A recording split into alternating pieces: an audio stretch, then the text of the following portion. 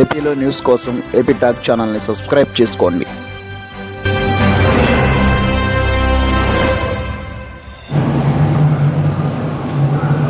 అందరికీ నమస్కారం.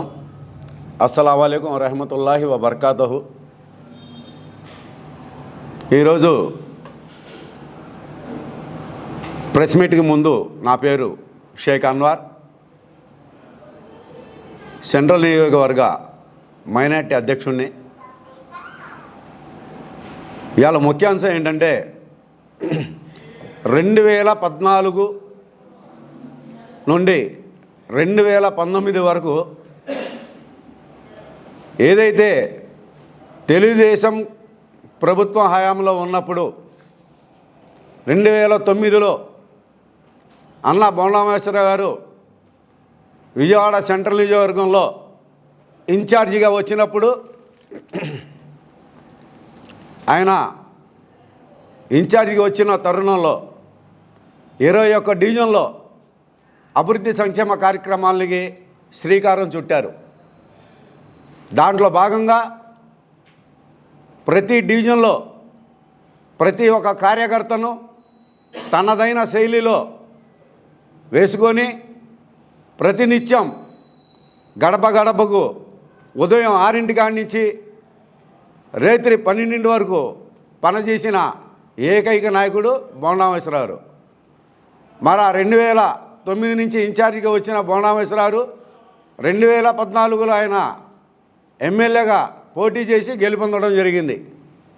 ఆ తర్వాత డివిజన్లో ఉన్న ప్రతి ఒక్క డివిజన్లో అభివృద్ధి కార్యక్రమం మొదలుపెట్టింది తెలుగుదేశం గవర్నమెంట్లో శ్రీ గౌరవనీయులు బోండా ఉమామహేశ్వరరావు. ఆ రోజుల్లో దోమల బెడద ఎక్కువగా ఉండేది. ప్రతినిత్యం కాలువలు క్లీన్ చేసేవాళ్ళు కాదు. గత ప్రభుత్వంలో పనిచేసిన వాళ్ళంతా అలాగే వెళ్ళిపోయారు. ఆయన వచ్చిన తర్వాత తెలుగుదేశం పార్టీ కార్యకర్తలు నాయకుల చేత కూడా కాలువలు శుభ్రం చేయించిన ఘనత బొండామేశ్వరరావుదే.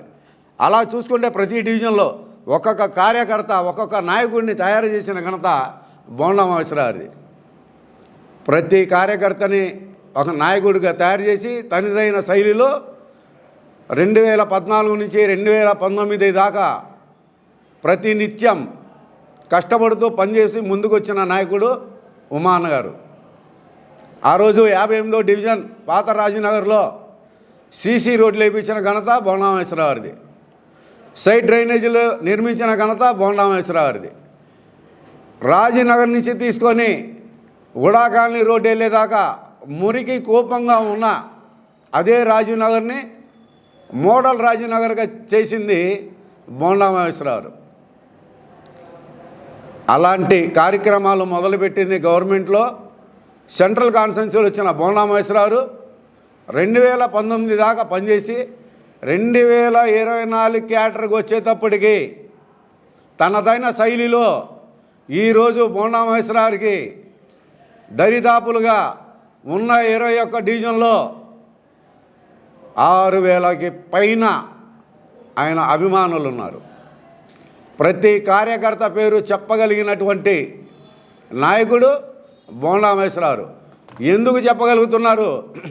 2014 నుంచి 19 దాకా ఆయన వెంట తిరుగుతున్న ప్రతి కార్యకర్త తన వెంటే ఉన్నారు కాబట్టి ప్రతి మాట ప్రతి నోట ఒక్కసారి పరిచయం అయితే రెండోసారి అన్నయ్య ఆయన పేరు పెట్టి భాషాభాయ్ రా, శ్రీను రా అని చెప్పి పిలవగలిగే మేధాశక్తి కలిగిన వంటి నాయకుడు బొండామేశ్వరరావు.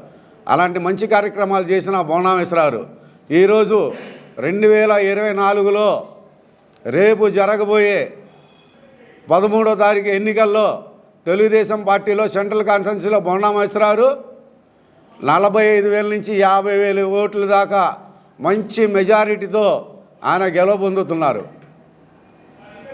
ఈ తరుణంలో ఇక్కడ ఎందుకు పనికిరాని ఒక అభ్యర్థిగా తీసుకొచ్చి నుంచేబెట్టారు. ఎల్లంపల్లి శ్రీనివాసరావు 2009 నుంచి ఇన్ఛార్జిగా వచ్చిన బొండామేశ్వరరావు ఇవాళ 2024 దాకా ఇక్కడ ఉన్న చుట్టుపక్కల సెంట్రల్ కాన్స్టిట్యున్సీ ప్రజానీకానికి మొత్తం తెలిసిన ఒకే ఒక్క నాయకుడు, ఎవరు ఇంటి గడప తొక్కినా ఎవరు పేరు చెప్పినా ఒకే ఒక్క నాయకుడు బోండామ అన్న. మరి అంత తెలిసినటువంటి బోండామ గారు మరి ఇవాళ ఆయన ముందు పనికిరాని ఒక పశ్చిమ నుంచి వచ్చిన ఎల్లంపల్లి శ్రీనివాసరావు పోటీలోకి వచ్చాడు. ఎవరికి తెలియదు అతను ఎన్నో అభివృద్ధి కార్యక్రమాలు చేసిన మన అన్న బోండామేశ్వరరావు. ఈరోజు మనం బోండామేశ్వరరావుకి ఓటు వేసి అత్యధిక మెజారిటీతో గెలుపొందించుకోవాల్సిన బాధ్యత సెంట్రల్ కాన్స్టిట్యున్సీ ప్రజలపైన ఉన్నది. ఎందుకు చెప్తున్నానంటే పూర్తిగా ఆయనే దీన్ని అభివృద్ధి చేయగలిగే సత్తా ఉన్న ఒకే ఒక్క నాయకుడు. అధికారం లేనప్పుడు కూడా నాకు ఈ అవసరం అంటే ఒక ఫోన్ కాల్తో ఏ అధికారినైనా ఏ ప్రభుత్వ అధికారినైనా ఫోన్ చేసి ఆయన నోటి మాట వింటే మీ పని ఇక్కడ జరిగేది. అధికారంలో లేకపోతేనే బోండామ గారి మాట విని అధికారులు కానీ ప్రభుత్వాలు కానీ పనిచేసినాయి. మరి రేపొద్దున 24లో అన్న అభివృద్ధి కార్యక్రమాలు చేశాడు కాబట్టి రేపు 24లో ఆయన బోండామ గారు ఎమ్మెల్యేగా ఉంటే మనకి ఇంకా ఎన్నో కార్యక్రమాలు జరుగుతాయి. ఆయన ప్రతినిత్యం ప్రజల మనిషి, ప్రతినిత్యం ప్రజల గుండెల్లో ఉన్న మనిషి.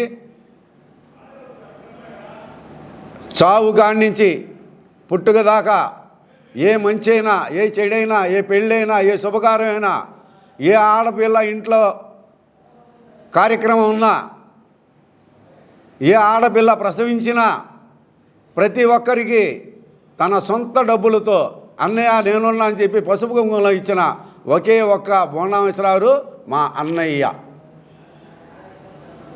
2014లో ఆయన వచ్చిన కొత్తలో అదే రాజనగర్ 21వ డివిజన్లో పింఛన్లు లేనప్పుడు ఆయన సొంత నిధులతో ఎంతోమందికి పింఛన్లు 3 సంవత్సరాలు ఆయన సొంత డబ్బులతో పింఛన్లు ఇచ్చిన ఘనత బోండామేశ్వరరావుది. మరి అంత మంచి నాయకుడిని మనం ఈరోజు రేపొద్దున జరుగుతున్న ఎలక్షన్లో మనం ఎన్నుకోవాలి. అన్నయ్యని 50,000 మ్యాక్సిమం 50,000 ఓట్లతో ఆయనకి మంచి మెజార్టీ చూపించాలని చెప్పి ఆశిస్తున్నా. మరి అలాగే ఈరోజు జరుగుతున్న ప్రతి అంశం లేనిపోని ఎవడో ఇక్కడికి వచ్చి దుష్ప్రచారాలు చేస్తున్నారు. బోండామ గారికి సెంటర్లో బలం తగ్గింది అని. బోండామ గారికి బలం తగ్గడం కాదు, బోండామ గారు ప్రచారంలోకి రాకమునిపే ఆల్రెడీ అక్కడ 2,000 మంది సైనిక బలగంలాగా మా తెలుగుదేశం పార్టీ కార్యకర్తలు ముందుగా అక్కడ నుంచొని ఉంటారు. ఆయన పిలుపు మేరకే అభివృద్ధి కార్యక్రమాలు జరుగుతాయి. ఆయన వస్తేనే ఆయన కనుచు మేరలోనే కార్యక్రమాలు జరుగుతాయి.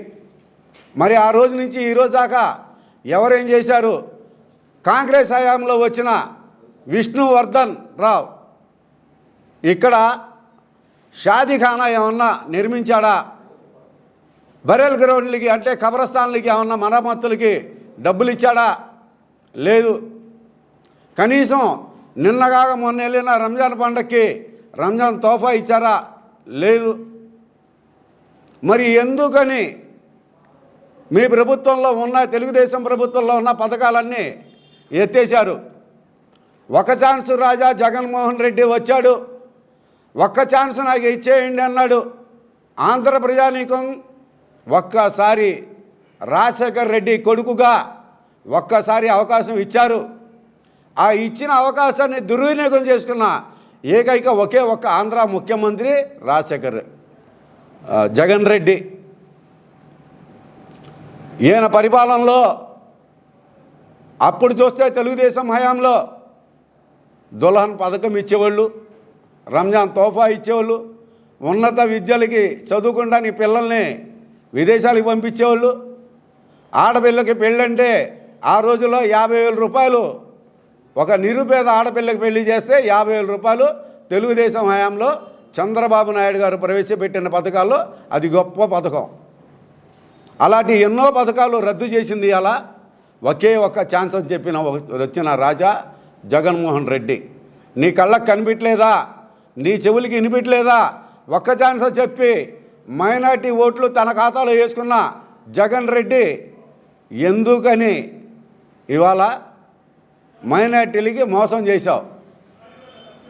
కాబట్టి రేపు రాబోయే ఎలక్షన్లో మీకు తగిన బుద్ధి ప్రజలు చెప్తారు, చెప్తానికి సిద్ధంగా ఉన్నారు.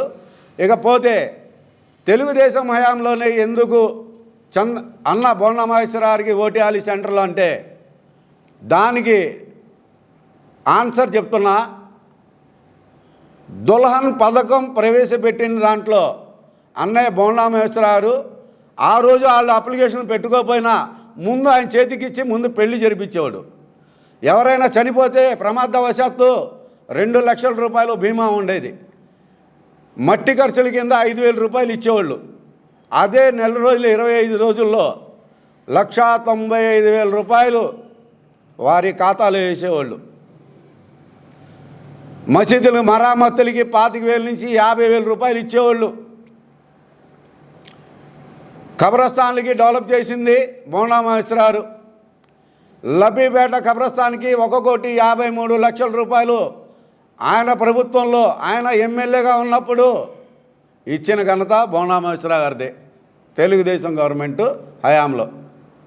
మరి నూరే చమన్ కబ్రస్థాన్ డెవలప్మెంట్గా వెలుగుతున్న పాయకాపురం కబ్రస్థాన్కి ఇవాళ ఆ రోజుల్లో 19,000 రూపాయలు శాంక్షన్ చేసిన ఘనత మా అన్న బోండా మహేశ్వరరావు గారిదే. మరి అలాంటి సుందరనగర్ మసీదులో ఉర్దూ పాఠశాలల పిల్లలు చదువుకోవడానికి 500 గజాలు స్థలం ఎమ్మటే కేటాయించి దానికి రిజిస్ట్రేషన్ చేయించిన ఘనత బోండా మహేశ్వరరావుకి. మైనార్టీల పక్షపాతి ఎవరైనా ఉన్నారు అంటే అది కేవలం సెంట్రల్ కాన్స్టిట్యున్సీలో సెంట్రల్ నియోజకవర్గంలో బోండా మహేశ్వరరావు గారే. మరి తప్ప ఏ నాయకుడైనా ఉంటే ఎక్కడికైనా సిద్ధం. నా పేరు అన్వారు, సెంట్రల్ మైనార్టీ అధ్యక్షుడిని, నా ఫోన్ నెంబర్తోగా సూటిగా మిమ్మల్ని ప్రశ్నిస్తున్నా. దీనికి సమాధానం చెప్పగలిగే దమ్ము ధైర్యం వైసీపీ నాయకులు కానీ వైసీపీ కార్యకర్తలు కానీ ఉందా అని నేను అడుగుతున్నా. ఆయన చేశాడు కాబట్టే మేము ఇంత గట్టిగా చెప్తున్నాం. మైనార్టీ నాయకుల్ని మీరు, మైనార్టీ కార్యకర్తల్ని, మైనార్టీ జనాల్ని మీరు మోసం చేసి ఇవాళ వాళ్ళ ఓటుతో మీరు లబ్ధి పొంది అన్యాయం చేసిన ఘనత ఏమైనా ఉందంటే జగన్ రెడ్డి మైనార్టీ ప్రభుత్వం. కాబట్టి రేపు జరగబోయే 2024 13వ తారీఖు ఎలక్షన్లో మైనార్టీలు మీకు బుద్ధి చెప్తారు. మైనార్టీలు మీకు సరి అయిన గుణపాఠం నేర్పిస్తారు. ఒక్క ఛాన్స్ రాజాకి ఒకే ఒక్క ఛాన్స్ అయిపోయింది, మళ్ళొక ఛాన్స్ లేదని చెప్పి ప్రజానీకం గొల్లెత్తి గోర చేస్తుంది. దాన్ని గుర్తుపెట్టుకోండి. గడప గడపకి వెళ్తుంటే మీకు సమాధానం ఎలా వస్తుందో మీకు తెలుసు.